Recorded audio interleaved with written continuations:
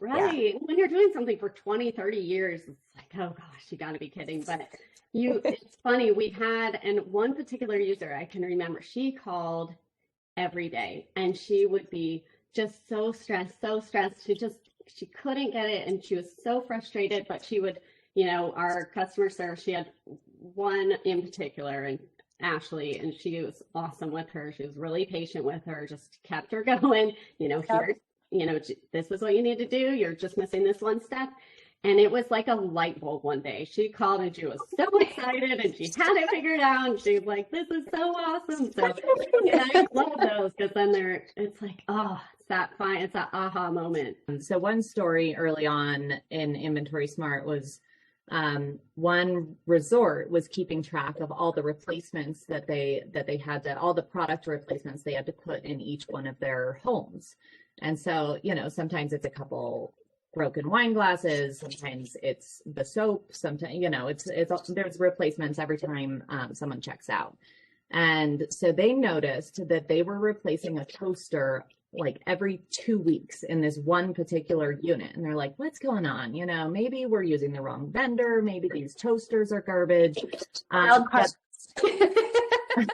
Throw the toaster. Yeah, exactly. So ordinarily they would just keep replacing the toaster, wouldn't see any patterns. But with Inventory Smart, you can track not only what the quantity that you're replacing, the cost that it is to you, but you can also narrow it down to where are you replacing it. And so they saw it was, unit 102 every single time. And they actually found it was an electrical issue. That was shorting their toaster every single time. And so they're like, Eureka, it's the maintenance department. We got to send them, not housekeeping.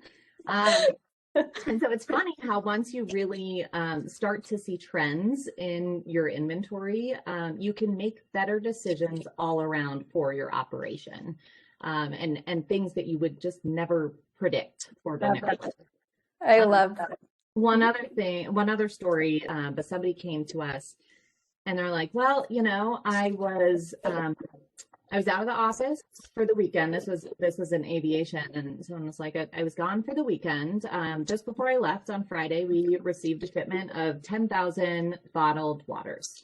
It was 100,000. It was 100,000? Okay. So she got a shipment of 100,000. Big difference. Water. And when she came back on Monday, they were gone.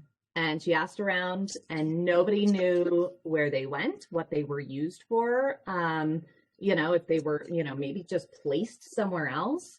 And so it's just that loss of control of your inventory, and you can't go back and look at reports. You can't go back and, see who received the bottles of water. You can't, there's no accountability whatsoever. And we hear that time and time again, whether it's bottles of water or, shampoos or, computers, like whatever it is people are trying to keep track of.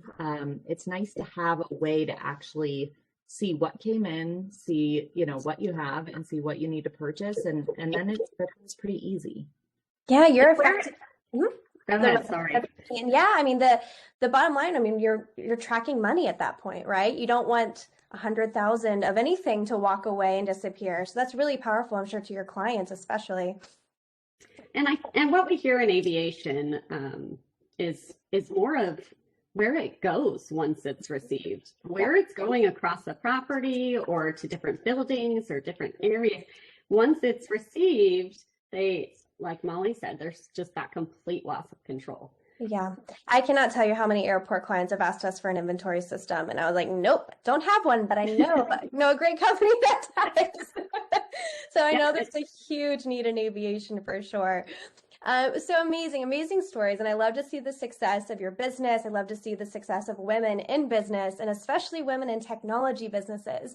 So can you give us, I mean, it's a unique experience being a woman in tech. Can you give us some of your stories of any hurdles that you've had to overcome? I mean, sometimes it's difficult to sit into a room and you're surrounded by men and you got to hold your own. Absolutely. And I think it's important as women to hold your own, because we're there for a good reason and we're there to offer that solution. We have a great product. And so I think there is a little bit of a stereotype in technology that it's typically male run. And it is. There are a lot of men in technology, a lot of great men in technology, but there is a place for women as well. And I think we have great minds and bring a little bit different perspective that I think is really helpful in technology. And then let's say in a conference room, I think when you carry yourself strong, when you're confident, and I think we bring as women a unique way of communication that might not have been in the technology space prior. You know, the way that we're able to problem solve is differently. And it brings so much value to have such unique perspectives going back and forth, you know, whether it's solving a problem with tech or whether it's solving a problem that a client gives you. Having, you know, unique perspectives across the board is what brings a lot of value to our clients and to partners in general. Absolutely. Yeah, Tracy, I'm curious if you were able to talk to your, 23-year-old self, what would you tell her then, that you know now? Yeah, that's a great question. And honestly, I think when I was walking into it, I carried such a strong bravado. Sometimes it was a little too much. Sometimes, I was almost overcompensating for the fact that I was a little insecure or that I was the only woman in a room of men that were 65 and older. And as the fresh face, I wanted to make sure that they never questioned. And so I would just encourage that 23-year-old self who I'm only 24 now. So Yeah. a year ago. No, I'm kidding. So I would encourage her to own it, to own that, yes, you are new, but you do bring so much value that isn't there. And that's okay that you don't have the 3 decades of experience, that you still are important in that room, that your voice is really important. And I would encourage other women the same, whether you're breaking into this space at 45 or whether you are a 21-year-old, excited and energetic woman coming in, is that your voice is important. No matter what your background, no matter your experience levels, you got to own it, be confident, and bring the value that you know you can bring. Absolutely. Nobody has your perspective. Everyone's unique. You got to know what to bring to the table, for sure. I love it. I love it. So if you had any advice to give to any women that are coming into this space, again, age is, just a number, but any woman coming into the technology space or hospitality, maybe the industries that you work in, what advice would you give them? Well, and I think we've talked about it, but exuding confidence is the key factor, I think. And women can be a little bit more insecure and maybe feel like they're not, they don't deserve to be there. Be confident. Know you deserve to be there and own it and own what you know. And as Molly pointed out before, be open to learn. Be open to learn more from the people you're surrounded by or the people you're presenting to. So just exude that confidence and you'll be fine. Yeah, you deserve that seat at the table. So pull your chair right up to that table and sit there. Don't sit in the back. Right, what about you, Molly? Any advice that you would give? Yeah, I mean, something that I've always believed in that my parents really instilled in me is follow your passion. If you follow your passion, you follow your heart, and you tend to do a much better job at what you do. And but this is not the path this is not the role that I ever thought I would really be in. Sales and technology was like so not up my alley.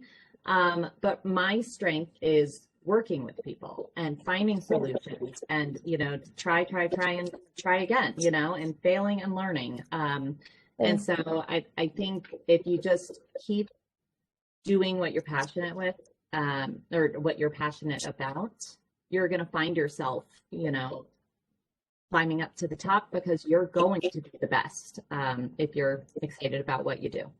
I love that. I love that. There's nothing more powerful than being excited to wake up and go to work every day, right? It brings that extra strength and something that's different than a lot of people don't have. So wonderful. Well, I cannot believe we have spent 20 minutes with each other. It has flown by. I cannot thank you guys enough. It has been so wonderful to hear your stories, your passion for the industry and for the technology that you're bringing. Again, Aviation Family, this is the company you need. So again, I am so excited. Congratulations on all of your success. And I really appreciate your time with us today.